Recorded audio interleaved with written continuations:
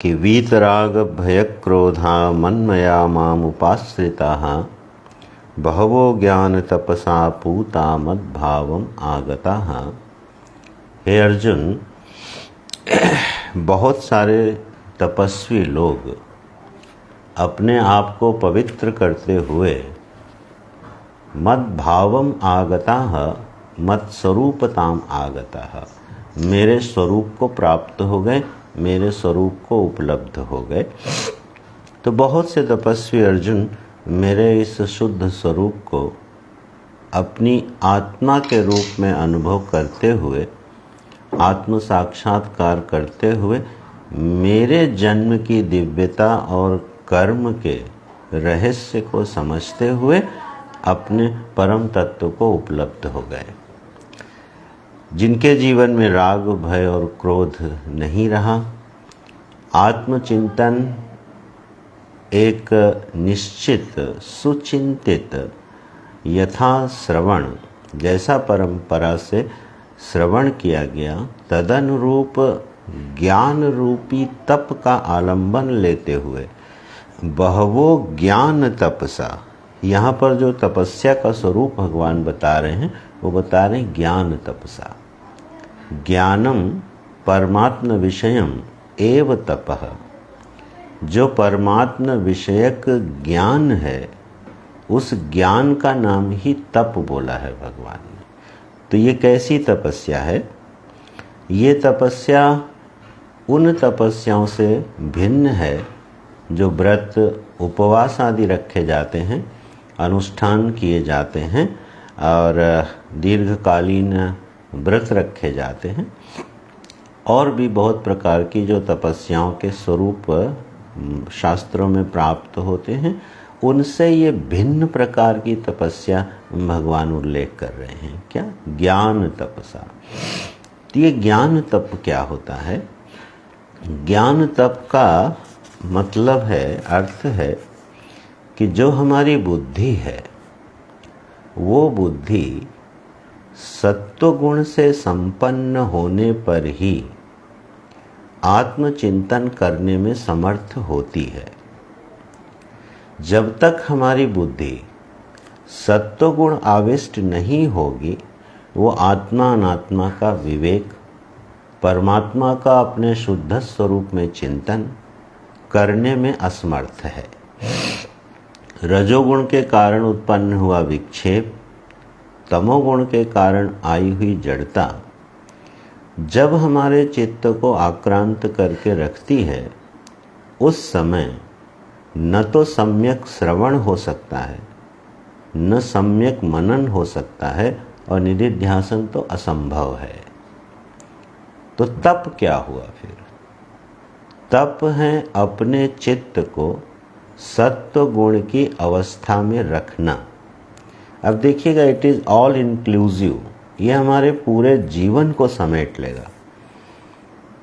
क्योंकि जब हम अपने चित्त को सत्व गुण में रखना चाहते हैं, उसमें सत्व गुण की वृद्धि करना चाहते हैं, और जो कि एक अनिवार्य आवश्यकता है आत्मचिंतन के लिए, तो हमें क्या क्या करना पड़ता है?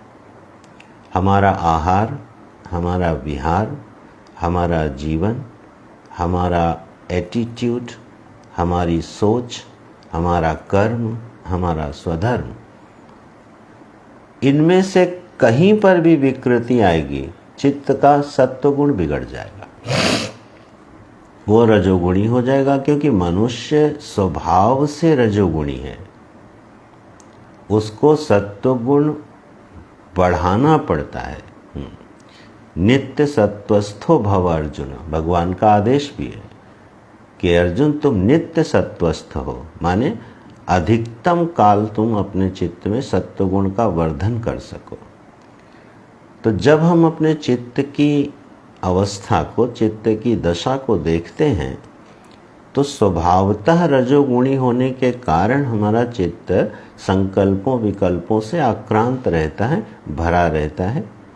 नाना प्रकार की योजनाएं, जीवन के संबंध में उसके योगक्षेम के संबंध में चिंतन, अपने व्यवहार का चिंतन, तो प्रायः जो चित्त होता है वो रजोगुण से आक्रांत रहता है। इस रजोगुण से आक्रांत चित्त को सत्वगुण में उठा ले जाना, ये तपस्या है। तो रजोगुण से जो भरा हुआ चित्त है वो सत्वगुण की ओर कब अभिमुख होता है? जैसे ही हमारा चिंतन सुदृढ़ और सुस्थिर होता है। एक तो बाहरी जीवन, जो क्रियात्मक जीवन है, वो असंतुलित नहीं होना चाहिए, वो व्यभिचारी नहीं होना चाहिए। इसके अलावा जब हम अपने चित्त को दिव्य विषय देते हैं चिंतन करने के लिए, तो चित्त में सत्व गुण का आवेश होने लगता है, वो सत्व गुण का वर्धन होने लगता है। तो जैसे ही हमारा चित्त किंचित भी इसके लिए तैयार हो, अथवा श्रवण के बल से, आचार्य के बल से, हमें उन विषयों का चिंतन करना चाहिए जो हमारे चित्त में सत्व गुण को बढ़ाने वाले हों, और उन क्रियाओं को करना चाहिए जो हमारे चित्त में सत्व गुण का वर्धन करती हों। तो ये एक तपस्या हो गई। और ध्यान दीजिएगा, ये बाकी क्रियात्मक तपस्याओं से बहुत क्लिष्ट है। चित्त को सत्व गुण में बनाए रखना, इसके लिए जितना परिश्रम और जितनी समझ चाहिए, जितनी अंडरस्टैंडिंग चाहिए, वो 24 घंटे मांग करती है। हम व्यवहार करते समय ऐसी वाणी का प्रयोग न कर बैठें कि परिणाम में हमारा चित्त विक्षिप्त हो जाए। हम क्रिया करते समय ऐसे कपटपूर्ण व्यवहार को न कर बैठें, क्रोध न कर बैठें, जिससे कि हमारा चित्त घंटों के लिए विक्षिप्त हो जाए। तो अब ध्यान दीजिएगा कि हमको पूरा दिनचर्या, पूरा जीवन एक ऑब्जर्वेटिव मोड में रखना पड़ता है। नित्य निरंतर देखना पड़ता है कि हमारे चित्त की सत्व गुण की अवस्था को कोई नष्ट तो नहीं कर रहा। और फिर परमात्म विषयम ज्ञानम एव तपः, ये भगवान भाष्यकार ने अर्थ किया है। जो परमात्मा के विषय का ज्ञान है, उसमें अपनी बुद्धि को प्रवेश कराना। और ये सभी साधक जानते हैं कि बुद्धि उस विषय में चिंतन बड़े आराम से कर पाती है जो प्रत्यक्ष और अनुमान प्रमाण का विषय बनता है। जो प्रत्यक्ष प्रमाण और अनुमान प्रमाण की विषय बनते हैं, उस पर हमारी बुद्धि आराम से चिंतन करती चली जाती है ना। लेकिन जब विषय अप्रत्यक्ष हो जाते हैं, आप तो वाक्य से जाने जाते हैं और सीधे सीधे हमारी इंद्रिय और मन का विषय नहीं बनते हैं, उस विषय में बुद्धि कैसे चिंतन करती है? तो दृश्यते तु अग्रया बुद्ध्या सूक्ष्मया सूक्ष्मदर्शिभिः, कठोपनिषद में कहा श्रुति ने कि चित्त की सूक्ष्मता जब बढ़ती है तो वह सूक्ष्मता क्या करती है? क्रांत, अतिक्रांत करके अधिष्ठान तक पहुंचने लगती है। जैसे पंचभूत है, तो पंचभूत में जो पृथ्वी है, तो पृथ्वी के बारे में अगर चिंतन करना हो तो जो प्रत्यक्ष प्रमाण से ज्ञात पृथ्वी है, उस पर आप आराम से चिंतन कर सकते हैं। लेकिन इस पृथ्वी की उत्पत्ति रस गंध तन्मात्रा से हुई है। इस पृथ्वी का गुण क्या है? गंध। तो गंध तन्मात्रा है। गंध एक सूक्ष्म शक्ति है, सूक्ष्म विषय है। उस गंध तन्मात्रा से स्थूल पृथ्वी का आविर्भाव हुआ, रस तन्मात्रा से जल का प्राविर्भाव हुआ, रूप तन्मात्रा से अग्नि का प्राविर्भाव हुआ। अब बुद्धि को इस विषय को हृदयंगम करना हो तो आप सोचिए उसे कितनी सूक्ष्मता चाहिए होगी। तो जब हमारी बुद्धि सत्व गुण से भरी होती है तो उसमें एक स्वाभाविक सामर्थ्य आती है कि वो ऐसे विषयों को बड़े आराम से चिंतन करते चली जाती है। ये हमारा जो मन है, यह मन किस तरह से कार्य करता है, इसके पीछे कौन सी संस्कार राशियां हैं, किस निमित्त से कौन से काल में हमारे मन में क्या परिणाम होता है, और इस मन के संवेगों को, आवेगों को जानते हुए बुद्धि उस पर कैसे प्रतिक्रिया करती है, और फिर वह बुद्धि अब मन के सहित किसके अधिष्ठान में प्रकाशित होकर अपना कार्य कर रही है। ये वो विषय हैं जो केवल सत्वगुण आविष्ट बुद्धि से ही हो सकते हैं।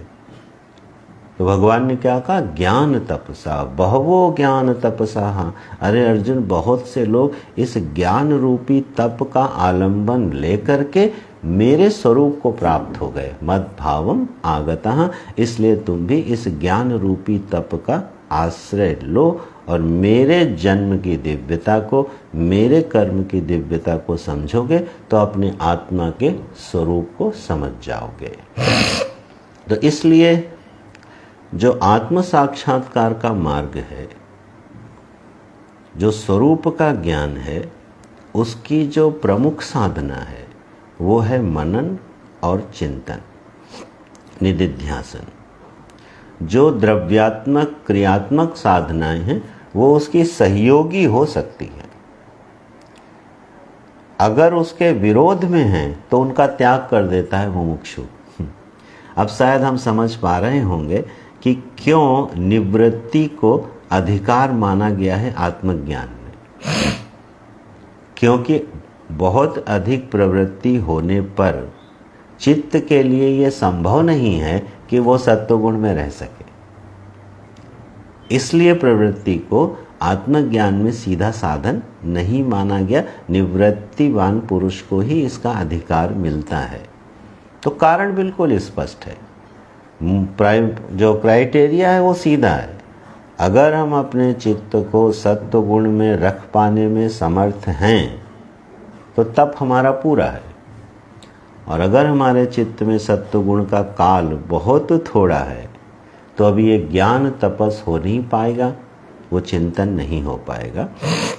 इसलिए अपना बाहरी और आंतरिक जीवन सजाते हुए, संवारते हुए और उसको अवलोकन करते हुए अपने चित्त को एक सुंदर सत्वगुण के प्रकाश से भरा जाए तो आत्मचिंतन सहज और सुलभ होता है। और भगवान कह रहे हैं फिर तो मेरे स्वरूप को वो प्राप्त हो ही जाता है। अब ऐसा कह के भगवान आगे जो बोलते हैं, ऐसा लगा कि भगवान आपका जो ये स्वरूप है उसको आप सभी को प्रदान क्यों नहीं कर देते। ये आकांक्षा सभी मनुष्यों के हृदय में आ जाए, और आप तो करुणावान हैं तो सारे मनुष्य आपके इस दिव्य स्वरूप को ही प्राप्त करना चाहें, ऐसी कृपा आप सब पर क्यों नहीं करते, किसी किसी पर क्यों करते हैं। क्या आप में भी कोई रागत द्वेष है क्या? क्या आप में भी कोई पक्षपात है क्या? बोले नहीं अर्जुन, ध्यान से तुम मेरा स्वरूप समझो।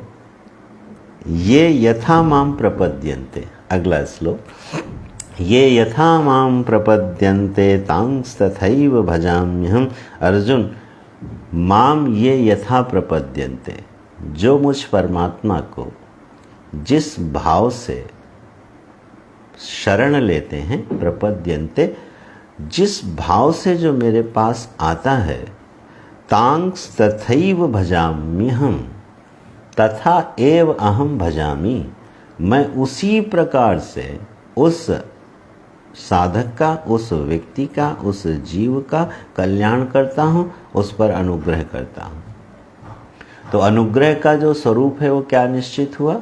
यथा माम प्रपद्यन्ते, जो अर्जुन मेरे पास जिस भाव को लेकर आता है, मैं उसके उसी भाव को पुष्ट कर देता हूँ, क्योंकि मैं स्वरूपतः निर्विकार हूँ, मैं स्वरूपतः निराकार हूँ। जैसे एक स्फटिक का शिवलिंग है, तो उस स्फटिक के शिवलिंग के पास अगर आप रक्त पुष्प लाते हो तो वो लाल दिखता है, पीत पुष्प लाते हो तो वो पीला दिखता है। क्यों? क्योंकि उस स्फटिक शिवलिंग का अपना कोई गुणधर्म नहीं है, तो वो सन्निधि में आए हुए रंग को ग्रहण करके वैसे ही दिखने लगता है। तो अब शिवलिंग पर कोई आक्षेप नहीं हो सकता कि आप लाल ही क्यों दिखते हो या आप पीले ही क्यों दिखते हो। वो कहेंगे ना मैं लाल दिखता हूँ ना मैं पीला दिखता हूँ, मैं तो रंगहीन हूँ। ये तो मेरे पास जो आता है मैं उसी का प्रतिफलन हूँ। ठीक यही बात भगवान कह रहे हैं, जो जिस भाव से मुझ निराकार परमात्मा की शरण लेता है मैं उसके उसी भाव को पुष्ट करता चला जाता हूँ। मैं किसी को मुमुक्षु नहीं बनाता, मैं किसी को आर्त अर्थार्थी नहीं बनाता, मैं किसी को सुख दुख प्रदान नहीं करता, मेरा कोई कर्तृत्व नहीं है। मैं कोई कर्ता बन के, कोई राजा बन के ये सब नहीं करता हूँ। मैं तो निरंजन निराकार तत्व हूँ, तुम्हारी आत्मा हूँ। अब ये डिपेंड करता है, निर्भर करता है कि तुम किस भाव से हमारे पास आने वाले हो। तो अब जितने भाव हो सकते हैं उन समस्त भावों को श्रीमद् भगवद गीता में ही 4 भागों में बांट दिया भगवान ने। आर्त, अर्थार्थी, जिज्ञासु और ज्ञानी। जितने भी भाव हमारे हो सकते हैं उनको कैटेगराइज स्वयं भगवान ने कर दिया है कि ये 4 प्रकार के भाव हैं जिसमें सारे भाव समाविष्ट हो जाते हैं। तो प्राणी मेरे पास आता है, इन 4 भावों से मेरे पास आता है और मैं जो जिस भाव से आता है मैं उसकी पुष्टि कर देता हूँ। और एक थोड़ा यहाँ चिंतनीय बात है, गीता जी के ही संदर्भ से निकलती है कि एक व्यक्ति जीवन में आर्त भी होता है, अर्थार्थी भी होता है, जिज्ञासु भी होता है और ज्ञानी भी होता है। हम साधक जो भी मुमुक्षु है, जो भी जिज्ञासु है, ये जरूरी नहीं है कि वो अनवरत जिज्ञासु रहे। वो आर्त भाव में भी चला जाता है, अर्थार्थी में भी चला जाता है, जिज्ञासु भी हो जाता है और ज्ञानी भी हो जाता है। अब अर्जुन को देख लीजिए, अर्जुन में 4 भाव हैं। जब वो किसी विपत्ति में पड़ते हैं और अपनी रक्षा का उपाय नहीं देख पाते हैं तो आर्त भाव से पाहि माम कृष्ण, पाहि माम रक्ष माम कृष्ण, कृष्ण कृष्ण महाबाहो भक्तानाम भयंकर। हे प्रभु, इस ब्रह्मास्त्र के तेज से मेरी रक्षा करो, मैं आपकी शरण में हूँ। ऐसे अर्जुन ने अपने जीवन में हर विपत्ति में आर्त भाव को जब प्राप्त हुए तो कृष्ण की शरण में गए। तो वो आर्त भाव है। तो आर्त भाव से आने पर निराकार परमात्मा ने, निष्क्रिय निरंजन परमात्मा ने उस एक निष्ठा से आई हुई प्रार्थना को स्वीकार करके अर्जुन की विपत्तियों से रक्षा करी। तो वो आर्त भाव था। और वही अर्जुन अर्थार्थी भी होते हैं। हे कृष्ण, मुझे इस संग्राम में, युद्ध में विजय प्राप्त करनी है, मुझे इस अधर्म का नाश करना है, इस कौरव वंश में रहने वाले दुष्टों का विनाश करना है, मुझे अपना राज्य और अपना खोया हुआ गौरव प्राप्त करना है, मुझे बदला लेना है। भगवान ने कहा ठीक, उन्होंने कभी मना नहीं किया। खांडोप्रस्थ का दहन करना है, इंद्रलोक जाना है, ठीक है। तो जब अर्थार्थी हुए अर्जुन, तो भगवान ने उनके अर्थार्थी भाव की पुष्टि करी और उसमें उनके साथ शामिल हो गए। तो वही अर्जुन आर्त होते हैं, वही अर्थार्थी होते हैं और वही धर्म क्षेत्र कुरुक्षेत्र उस महासंग्राम की भूमि में जिज्ञासु हो जाते। कार्पण्य दोषोपहत स्वभाव प्रक्षामि त्वाम धर्म सम्मूढ़ चेता। प्रभु, मेरी बुद्धि काम नहीं कर रही है, धर्म के संबंध में मैं मूढ़ हो चुका हूँ। क्या करना चाहिए, क्या नहीं करना चाहिए, मुझे धर्म विषयक शिक्षा दीजिए, मेरे कल्याण के लिए मेरा उद्धार कीजिए। अर्जुन जिज्ञासु हो गए और जब अर्जुन जिज्ञासु हुए तो परमात्मा गुरु हो गए। मित्र कृष्ण क्या हो गए? जगत गुरु कृष्ण हो गए। सखा कृष्ण अर्जुन के गुरु हो गए, उनकी भाषा बदल गई। तो अर्जुन का भाव बदला, वो अर्थार्थी हुआ, वो जिज्ञासु हुआ, परमात्मा का स्वरूप बदल गया। और अर्जुन जब ज्ञानी हुआ ज्ञानी तो आत्मा ही वो में मतलब उसकी ज्ञान निष्ठा को बढ़ाने के लिए जो कुछ भगवान कर सकते थे उन्होंने किया। तो इस विचार से प्राप्त क्या हो रहा है? प्राप्त ये हो रहा है कि कोई भी साधक अपने जीवन में आर्त अर्थार्थी जिज्ञासु के बीच में घूमता रहता है। ये कभी मत कहिएगा, या अपने बारे में, अपने जीवन का जब हम विश्लेषण करें, हम ईश्वर के स्वरूप को समझना चाहते हैं, हम इस सृष्टि के अधिष्ठान को जानना चाहते हैं, हम जिज्ञासु हैं और हम सत्संग करते हैं, हम श्रवण मनन करते हैं।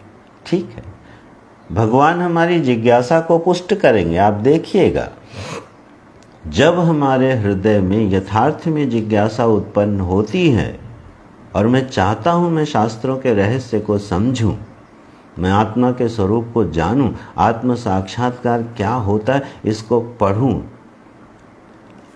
हमारे जीवन में वैसी वैसी परिस्थितियां बननी शुरू हो जाएंगी। ये भगवान का कृपा है।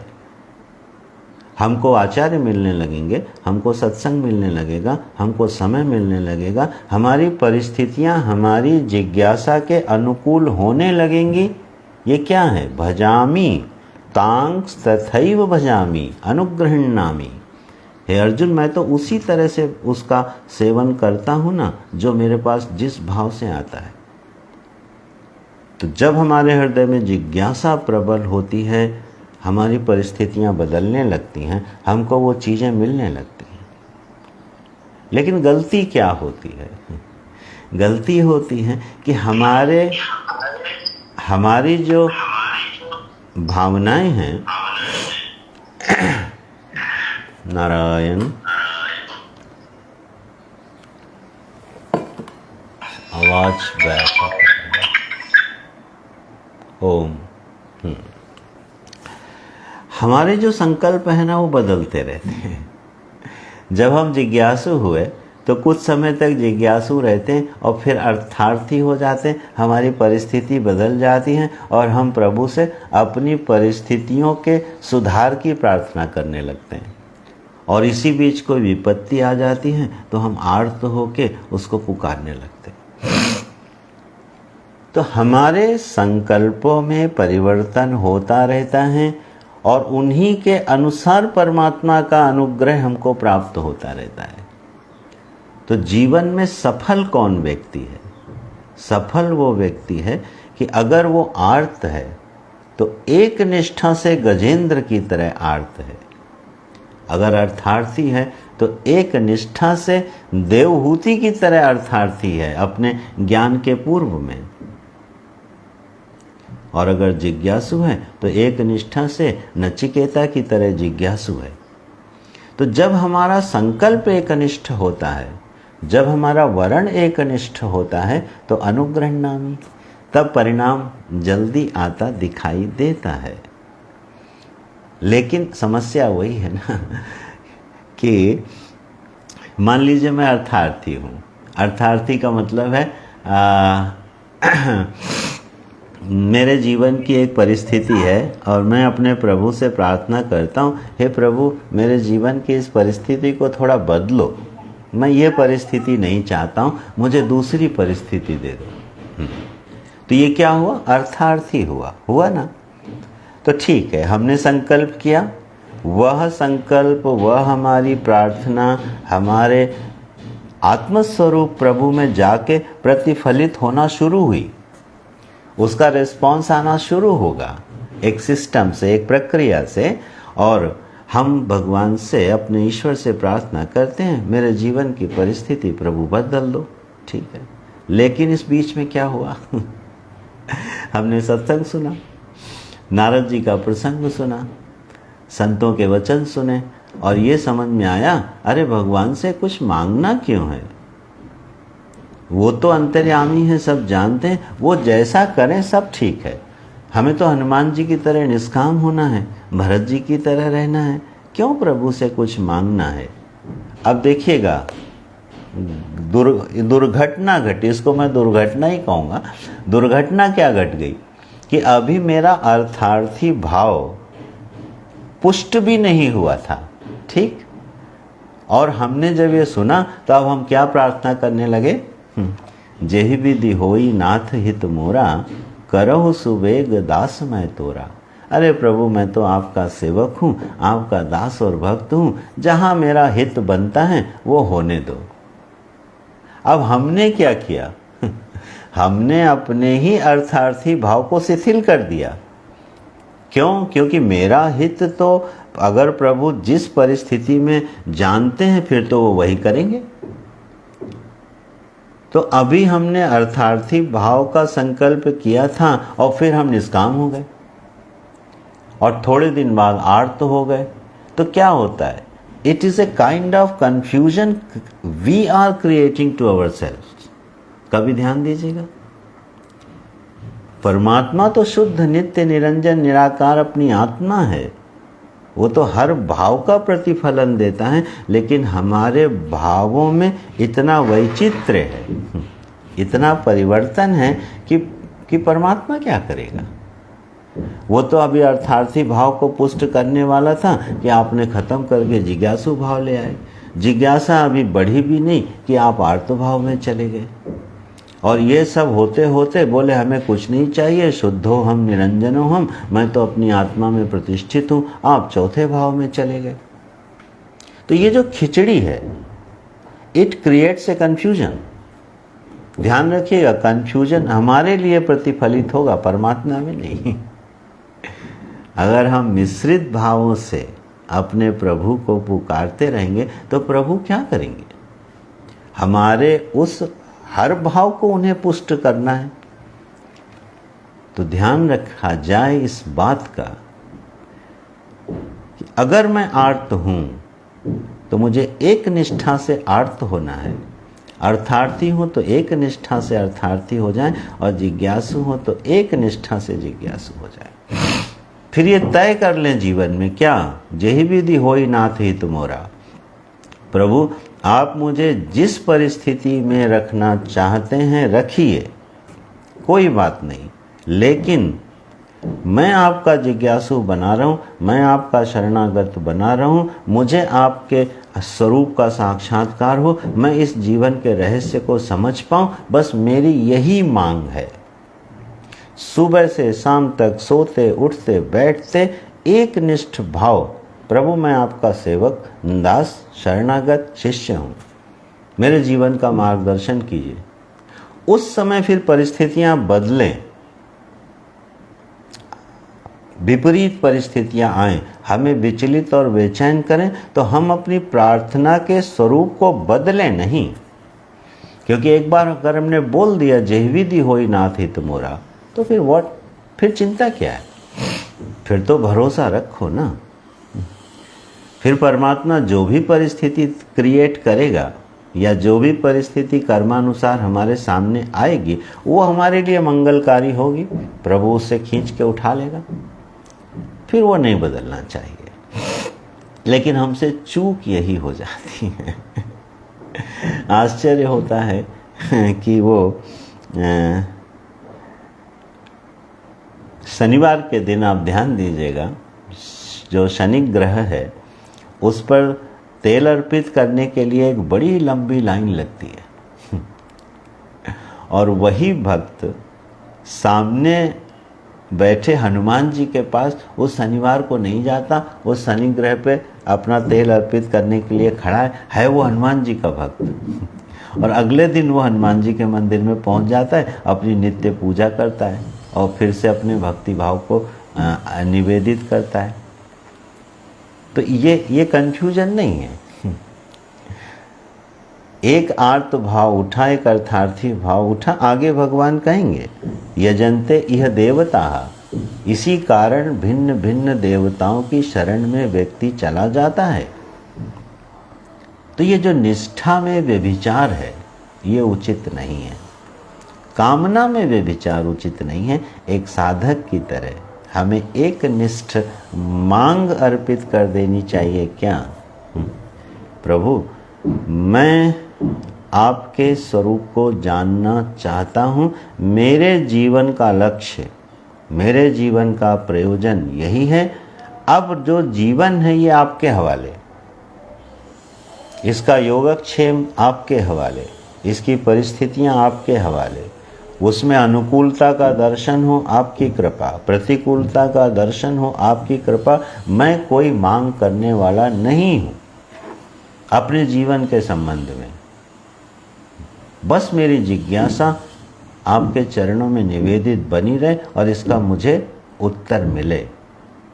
तो देखिएगा कि जीवन में कैसी परिस्थितियां बनती जाती हैं, कैसे सत्संग मिलना शुरू हो जाते हैं, कैसे आचार्यों और गुरुओं की कृपा आनी शुरू हो जाती है, कैसे हमारा चित्त सत्व गुण का वर्धन करने लगता है, ध्यान का आनंद बढ़ने लगता है, चिंतन का रस मिलने लगता है और आत्मा अनुभूति की झलक मिलने लगती है, अगर जिज्ञासा एकनिष्ठ हो तो। इसलिए इस भगवान के सिद्धांत वाक्य को जरा गहराई में धारण कर लेना चाहिए। ये यथा माम प्रपद्यन्ते, अर्जुन जो मेरे पास जिस भाव से आता है, अरे कोई शत्रु भाव से आता है मैं उसका शत्रु भाव पुष्ट करता हूँ। शिशुपाल जैसों का शत्रु भाव भगवान पुष्ट करते हैं, कंस का वैर भाव पुष्ट करते हैं, यशोदा का वात्सल्य भाव पुष्ट करते हैं, गोपियों का कांत भाव पुष्ट करते हैं, कुंती का स्नेह भाव पुष्ट करते हैं। तो यथा माम प्रपद्यन्ते, तो गलती कहाँ से होगी, सुधार कहाँ होगा? दोष प्रभु को नहीं। कई बार बड़ी मूर्खता में हम लोग अपने ईश्वर के स्वरूप को इतना हल्का ले लेते हैं कि उन्हीं पर दोषारोपण करने लगते हैं। हे भगवान, हमने तो जीवन में कभी कोई गलत काम किया नहीं, हमने किसी को सताया नहीं, क्यों मेरे ऊपर इतने कष्ट और दुख आ रहे हैं? What are you doing? आप कर क्या रहे हो? आप अपने ईश्वर को आरोपी बना रहे हो। You are blaming. क्या ब्लेम कर रहे हो कि हमने तो प्रभु सब कुछ ठीक किया, तुम हमारे साथ गलत कर रहे हो। काल ही कर्म ही ईश्वर ही मिथ्या दोष लगाई। मेरा काल खराब है, कर्म खराब है, अरे ईश्वर खराब है, विधाता ठीक निर्णय नहीं कर पाता, हम यहाँ तक बोल जाते हैं। ईश्वर को आरोपी थोड़ी बनाना है, वो हमारा प्रेमी है, वो हमारा सुहृद है, और अगर हम उस पर आरोप करेंगे तो सोचिए उसका प्रतिफलन कैसा होगा। आप धीरे धीरे नास्तिक हो जाओगे, और जब नास्तिक हो गए तो नास्तिक भाव की पुष्टि कर देंगे, क्योंकि वो तो निराकार है। झंझट तो यही है, उनका तो कोई स्वभाव नहीं है। इसलिए नहीं, मुझे किस भाव से प्रभु की शरण में जाना है। अगर मेरे जीवन में कोई कष्ट है, नो डाउट प्रभु के पास जाओ। अर्जुन भी गया, बड़े बड़े भक्त गए, हम लोगों का क्या है? कोई परिस्थिति मुझे बहुत पीड़ित कर रही है, अब एक निष्ठा से प्रार्थना करो, हे प्रभु ये परिस्थिति से मुझे बाहर निकालो। तो जब वो तीव्र प्रार्थना होगी, वो परिस्थिति के बादल छट जाएंगे। तो ये यथा माम प्रपद्यन्ते, हे अर्जुन तुम जैसे मेरे पास आओगे तथैव भजामि हम अनुगृह्णामि, मैं तुम्हारे ऊपर कृपा करूँगा, उसी प्रकार का फल प्रदान करते हुए मैं तुम्हारे ऊपर कृपा करूँगा। ये भगवान भाष्यकार ने अर्थ किया है। ठीक है। और दूसरी बात कहते हैं, मम वर्त्म अनुवर्तन्ते मनुष्याः पार्थ सर्वशः। हे पार्थ, मनुष्य कुछ भी करे लेकिन वो अंततो गत्वा मेरे ही मार्ग का अनुसरण करता है। अब ये बड़ी मजेदार बात बोल रहे हैं, मम वर्त्म अनुवर्तन्ते। हे अर्जुन, वो मेरे ही मार्ग का अनुसरण करता है। बोले पापी भी, बोले पापी भी, व्यभिचारी भी, कामी भी, क्रोधी भी। हाँ, अधर्मी, द्वेषी, कामी, क्रोधी, पापी, व्यभिचारी, ये सब आपके मार्ग का अनुसरण करते हैं। बोले हाँ, मम वर्त्म अनुवर्तन्ते। और सर्वशः सर्व प्रकार ही, जो भी मनुष्य चेष्टा करता है तो गत्वा वो किसके मार्ग का अनुसरण कर रहा है? बोले मेरे ही मार्ग का अनुसरण कर रहा है। बोले ये तो बड़ी विचित्र बात हो गई। हम तो सोचते हैं कि भक्त ही आपके मार्ग का अनुसरण करते हैं, जिज्ञासु ही आपके मार्ग का अनुसरण करते हैं। आपने तो बोल दिया सर्वशः मनुष्यः मम वर्त्मन वर्तन्ते। तो इस पे ध्यान दीजिए।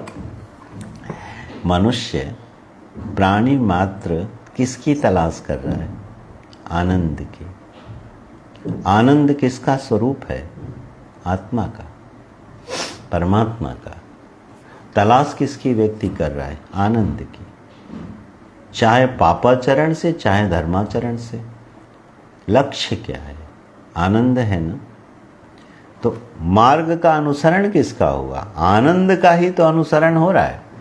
तरीका गलत है, तरीका शास्त्र सम्मत नहीं है तो यात्रा लंबी हो जाएगी। लेकिन अनुसरण किसका हो रहा है? मार्ग व्यक्ति किसका पकड़े? मनुष्य मात्र की, प्राणी मात्र की चेष्टा का प्रयोजन क्या है? बोले आनंद। बोले यार तुम इतने पापी क्यों हो, इतना अधर्म क्यों करते हो? बोले इससे मुझे सुख मिलता है। जिस क्रिया से मनुष्य को सुख मिलता है वो करता है। तो इस तरह से आनंद स्वरूप आत्मा का ही प्राणी मात्र अनुसरण करते हैं। इसलिए सर्वशः सर्व प्रकार ही सारी चेष्टाओं से मनुष्य अपने आनंद को ही खोज रहा है। ठीक। और इसमें एक दूसरा बड़ा प्यारा सा छोटा सा सिद्धांत है। गुरुजी इसकी व्याख्या करते हैं कि अर्जुन एक और मजेदार बात समझो कि मैं किसी भी जीव को, किसी भी प्राणी को विषयों से पूर्णतः संतुष्ट नहीं होने देता हूं। ठीक, क्यों नहीं होने देते? बोले पूर्णतया अगर जीव दृश्य जगत से संतुष्ट हो गया तो वो खोजेगा ही नहीं। तो भगवान की करुणा का एक बेहद खूबसूरत स्वरूप जानते हैं क्या है? कि हम आज तक या कोई भी प्राणी आज तक अपने स्वरूपात्मा को छोड़ करके, परमात्मा को छोड़ करके स्थायी रूप से कहीं संतुष्ट नहीं हो सकता है। इसलिए अंततो गत्वा वो मम वर्त्म अनुवर्तन्ते, मेरी ओर ही बढ़ेगा। बहुत सुंदर अर्थ गुरुजी ने निकाला इससे ये। और यह एक जीवन का सच है कि नहीं है? सुखद से सुखद परिस्थिति। अरे ब्रह्मा जी की परिस्थिति भी ब्रह्मा जी को संतुष्ट नहीं करती है। देवलोक के देवताओं की परिस्थिति भी देवताओं को सदा संतुष्ट नहीं रख पाती है। और हमारे अपने जीवन में कितनी सुखद परिस्थितियां आईं, ठीक है, लेकिन तृप्ति, परिपूर्ण तृप्ति किसी भी प्राणी को विषय में, जगत में हो नहीं सकती। ये परमात्मा की अनुकंपा है, कृपा है। अब सोचो अगर हम लोग संतुष्ट हो गए होते जीवन की किसी व्यवस्था से तो आगे कुछ खोजते? खोज का मार्ग बंद हो जाता कि नहीं? ध्यान रखिएगा, अतृप्ति ही खोज की भूमि है। तृप्त मनुष्य किसी चीज की खोज नहीं करता। प्यासा पानी को खोजता है, भूखा भोजन को खोजता है, जिज्ञासा ज्ञान को खोजती है, प्रेमी आनंद स्वरूप परमात्मा अपने प्रियतम को खोजता है। जब कोई परिपूर्ण तृप्त हो जाए तो वो तो ज्ञानी हो गया, कृतकृत्यो भवति। जीवन में खोज कब बंद होती है? पायहु परम विश्राम। जब तक व्यक्ति परम विश्राम को उपलब्ध नहीं होता है तब तक उसके जीवन की खोज बंद नहीं होती है। तो विषय क्या निकला, अर्थ क्या निकला?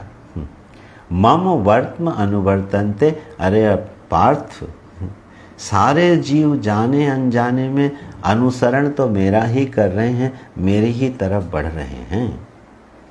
अब सोचो भगवान की ये कृपा बनी कि नहीं कि हम आज तक संतुष्ट नहीं हुए। गलती से कहीं संतुष्ट हो जाएं, समझ लीजिएगा उतनी देर उतने काल तक खोज खत्म। सुग्रीव के साथ क्या हुआ? सुग्रीव जब पीड़ा में था, कष्ट में था, राज्य से अपने बाहर था, तो कितनी कितनी भाव से प्रभु की शरण में था। और क्या बोला?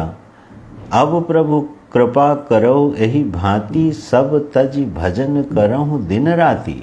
वाह, ये सुग्रीव के वचन हैं कि हे प्रभु ऐसी कृपा करो कि अब मुझे कुछ नहीं चाहिए, मेरा मन आपके श्री चरणों का आलिंगन किए रहे। और वही सुग्रीव जैसे ही बाली का वध हुआ और वो किष्किंधा का अधिपति बना, वो यही भूल गया कि मुझे तो भगवान की सेवा का कार्य करना था। चातुर्मास बीत गया और फिर हनुमान जी को और लक्ष्मण जी को जाना पड़ा, गर्जना करनी पड़ी। लक्ष्मण जी ने जब उसको क्रोध में धमकाया है तब उसको स्मरण हुआ, अरे अरे अरे हमने तो प्रभु से वादा किया था। तो सुग्रीव की जो यात्रा थी कहाँ रुक गई? जैसे ही वो किष्किंधापति बना और राज्य भोग से संतुष्ट होने जैसा लगा, वो अपने मार्ग से भटक गया। और फिर कृपा मूर्ति हनुमान जी ने उसको याद दिलाया। यही हाल सभी मनुष्यों का होता है, सभी साधकों का होता है। जिज्ञासा बड़ी बलवान रहती है, लेकिन जैसे ही जीवन की परिस्थितियां अनुकूल हो गईं, उन अनुकूल परिस्थितियों का हम मजा लेने लगते हैं। ध्यान दीजिएगा, उसको रैलिश करने लगते हैं, उसके भोक्ता बन जाते हैं, क्योंकि परिस्थितियां सुखद हैं। मेरी दिनचर्या अच्छी चल रही है, मित्र हमारे अनुकूल हैं, धन का अभाव नहीं है, स्वास्थ्य ठीक है, जीवन ठीक चल रहा है। आप ध्यान दीजिएगा, जिज्ञासा की जो प्रबलता है, जो ईश्वर के तत्व को समझने का आग्रह है, वो ठंडा पड़ जाता है। हाँ, हमारी दिनचर्या तो बढ़िया चल ही रही है, मैं रोज़ अपना 8 घंटे ध्यान कर लेता हूँ, पूजा कर लेता हूँ। गौर से निहारिएगा, जिज्ञासा दब गई है, हम जीवन की व्यवस्था से संतुष्ट हो गए। भगवान क्या करेंगे? भगवान देखेंगे अब जरा इसकी जिज्ञासा में थोड़ी कमी आ रही है, वो धीरे से आपकी परिस्थिति को हिला देंगे। आपके बड़े प्रियतम को आपका शत्रु बना देंगे। कुछ नहीं होगा तो आपके पुत्र और परिवार को ही आपके विरुद्ध खड़ा कर देंगे थोड़ी देर के लिए, और फिर आप सोचोगे अरे ये संसार, ओह ये संसार तो ऐसा ही है, अरे ये तो पहले से ही ऐसा था, मुझे तो ईश्वर की शरण में ही रहना चाहिए। और फिर से हमारी जो प्रार्थना है, जिज्ञासा है, उसमें बल आ जाएगा। अब आप बताओ, ये भगवान की करुणा है कि नहीं? हमारी सुखद परिस्थिति को थोड़ा टेढ़ा कर देना, थोड़ा इधर उधर हिला देना, ये भगवान की कृपा नहीं है क्या? लेकिन ये कृपा मिलेगी किसको? जो जिज्ञासु हो करके अपने आप को प्रभु को समर्पित कर चुका है, उसके जीवन में ये कृपा होगी। क्योंकि ये यथा माम प्रपद्यन्ते, परमात्मा अपनी तरफ से कुछ नहीं करता है। क्योंकि हम जिज्ञासु बने थे, तो भगवान याद दिलाएंगे परिस्थितियों के रूप में, कहाँ गई तुम्हारी जिज्ञासा? क्या खोजने चले थे तुम? तो ये जो प्रभु का स्वरूप है ना, ये बड़ा मंगलमय और करुणामय है। हमें सिर्फ करना क्या है? हमें अपने संकल्पों में शुद्धि लानी है और एक निष्ठ संकल्प करने हैं, बस। जब हमारे चित्त में हजारों संकल्प रहेंगे, तो परमात्मा की ईश्वरीय विधान और व्यवस्था उन हजारों संकल्पों के प्रतिफलन के रूप में जीवन को व्यवस्थित करती रहेगी। एक कंफ्यूजन खड़ा रहेगा नहीं, हजारों संकल्प नहीं न, संकल्प एक, मैं इस मनुष्य जन्म और जीवन में, हे करुणा निधान परमेश्वर, ये मेरा आखिरी जन्म सिद्ध होवे इह चेद वेदी नथ सत्यमस्ति न चेद वेदी निहा महती विनष्टि, केनोपनिषद कहता है। ये शरीर पाकर के जिसने उस मंगलमय परमात्मा के स्वरूप को नहीं जाना, अरे साधक, उसने महान विनाश कर लिया अपना। तो मेरा ये जो शरीर है, मेरा ये जो जीवन है, इस बार का जो जीवन है वो आखिरी होगा है ना। अब नहीं, अब कोई शरीर यात्रा नहीं, अब कोई शरीर धारण नहीं, अब महाविसर्जन, अंतिम विसर्जन की तैयारी। बस मेरा एक ही संकल्प है। तो मेरा घर, मेरा परिवार, मेरा समाज, मेरी परिस्थिति, मेरा सम्मान, ये तुम जानो। I don't care for that. ये इससे हमें, अब आई एम नॉट कंसर्न। इसमें जो आपको करवाना है, जो स्वधर्म दे रखा है, जो कर्म उपस्थित है, वो मैं करता रहूँगा, लेकिन उसका कोई प्रयोजन मेरे जीवन में नहीं है। सिर्फ एक ही प्रयोजन है, सत्वगुण का वर्धन होते हुए मैं आपके स्वरूप में हमेशा के लिए, अनंत काल के लिए विसर्जित हो जाऊं, बस। जब एक निष्ठा से किया हुआ ये संकल्प हमारे चित्त को नित्य आंदोलित करता रहेगा, भगवान की कृपा बरसती है, बाहर से भी भीतर से भी। देख लीजिए भक्तों का जीवन, भक्तों का चरित्र देख लीजिए। नाशयामि आत्मभावस्थो ज्ञान दीपेन भास्वता। जो मेरी शरण में आके एक निष्ठ होके मुझसे मिलन की आकांक्षा से अपना जीवन जीता है, अपने चित्त और प्राण मुझको समर्पित करके रखता है, मैं उसके हृदय में ज्ञान का दीपक बन के प्रकाशित होके उसके अज्ञान के अंधकार का नाश कर देता हूँ। ये भगवान का वचन है। हृदयेश्वर परमात्मा हमारी बुद्धि में ज्ञान का प्रकाश देते हैं। ध्यान रखिएगा, ज्ञान जो है पुस्तकों से नहीं आता। ग्रंथ निमित्त होते हैं, ज्ञान भीतर से आता है, विवेक भीतर से आता है, प्रकाश भीतर से आता है।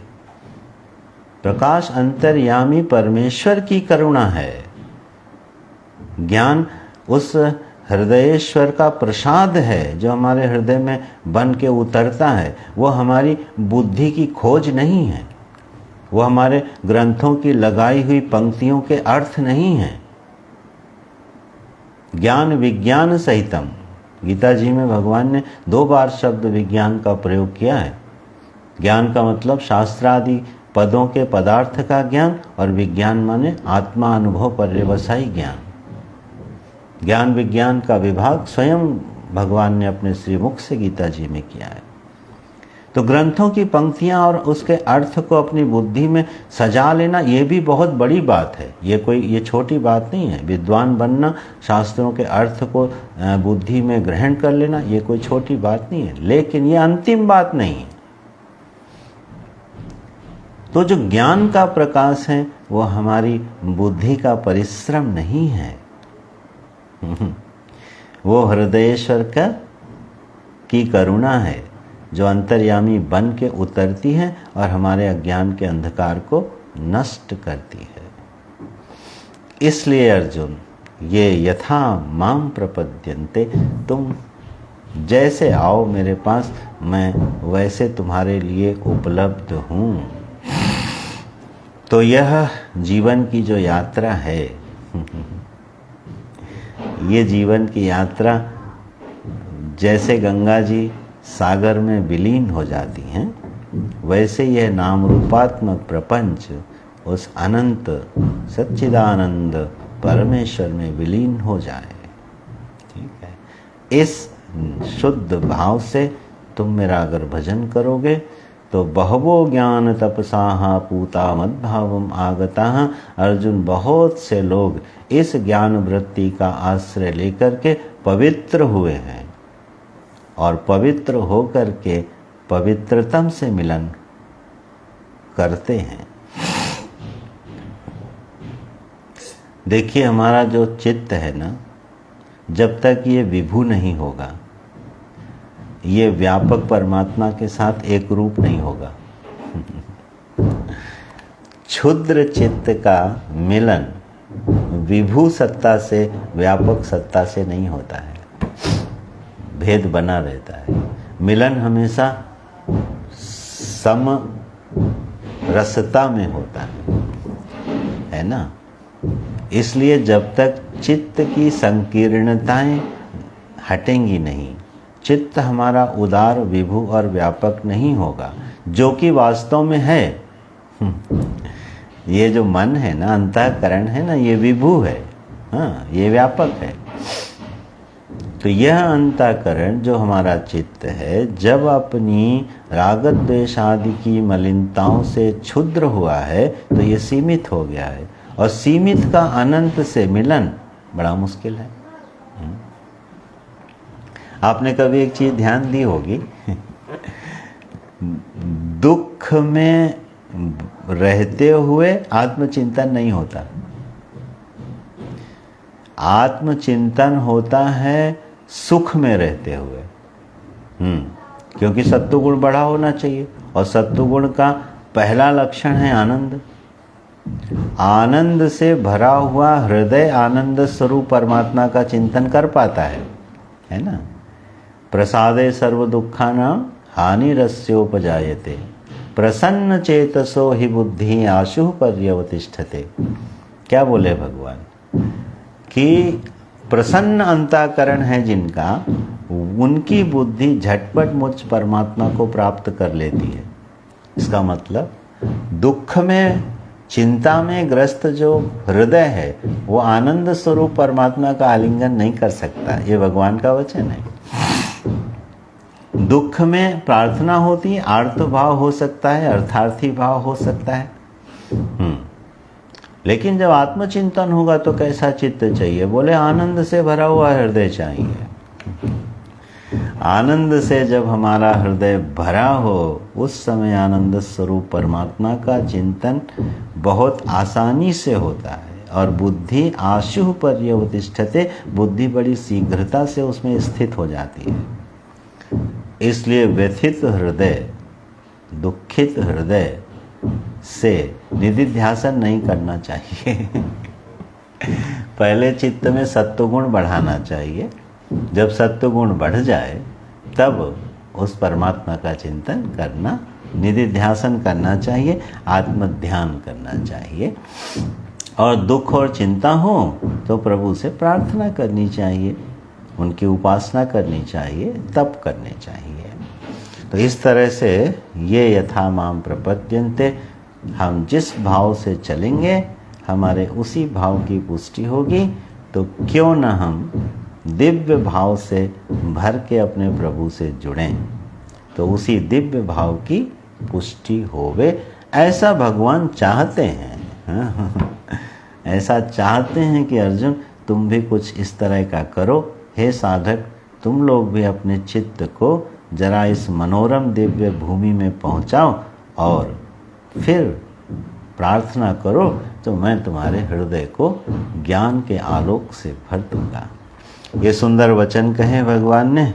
अब आगे बोलते हैं कि फिर भी मनुष्य क्यों नहीं बढ़ पाता है, क्यों इधर उधर भटक जाता है? तो कांक्षन्तः कर्मणाम सिद्धिम, क्योंकि वो कर्म जनित सिद्धि को चाहता है। अस्तु, आगे का प्रसंग अगले रविवार को देखेंगे। बहुत बहुत धन्यवाद। सत्संग का अवसर प्राप्त हुआ, पुनः मिलते हैं। नमो नारायण। ओम तत्सत। ओम तत्सत। हरि ओम।